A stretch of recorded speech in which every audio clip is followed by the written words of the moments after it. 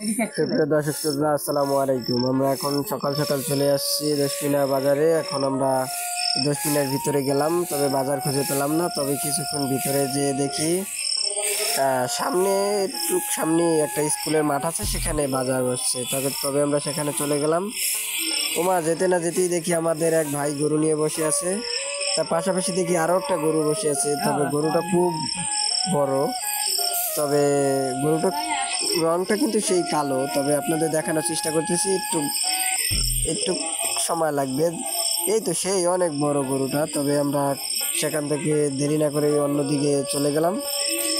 তোমাদের এক ভাই বলছিল যে ভাই গরু ভিতরে বাজারে চলো। তবে আমরা কতটুকু গেছি, তবে গরু যে হুল্লোড়ি দেখে আমাদের পাশাপাশি চলে গেলাম।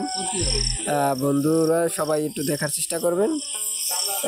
সবই এখানে গ্রামের সাইড তো, ছোট ছোট গরু। তাই এক ভাই বললো যে ভাই ওখানে একটা কালো গরু আছে, ওটাকে আমরা কাছাকাছি যে দেখে আসি। তবে আমাদের এক ভাই বলছিল যে না, এখন আর থাকা যাবে না, বের হয়ে যাই, এখানে আর ভালো লাগে না। তাই গরুতে অনেক শব্দ করে, শব্দ দূষণ হয় তো, তাই পাশাপাশি চলে গেলাম এক বন্ধুর কাছে। সেখানেই আমরা চলে গেলাম। আমাদের এক ভাইকে বলে গেলাম যে গরু নিয়ে আসছে, তো একই গ্রামের আমাদের বাড়ির পাশে। তবে আমরা তার কাছ থেকে বিদায় নিয়ে চলে গেলাম। এখন পাশাপাশি চলে যাব আমরা মেইন রুটে, সেখানে স্কুলের পাশ দিয়ে আমরা এখন চলে যাচ্ছি। ভাই বন্ধুরা ভালো থাকবেন।